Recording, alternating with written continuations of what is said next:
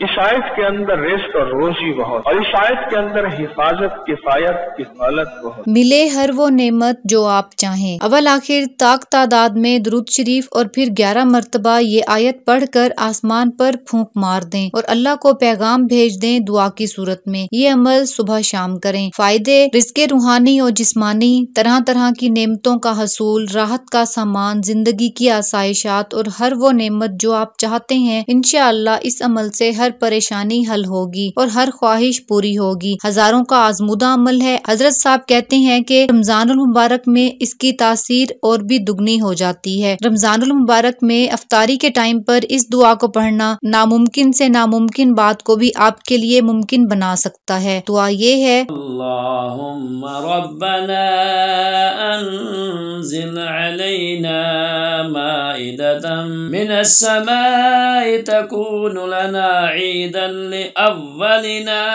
وآخرنا وآية منك وارزقنا وأنت خير الرازقين۔ اللہ پاک ہم سب کے رزق میں عافیت اور آسانی عطا فرمائے۔ صدقہ جاریہ کی نیت سے ویڈیو کو لائک اور شیئر کر دیں۔ جزاک اللہ۔ اللہ حافظ۔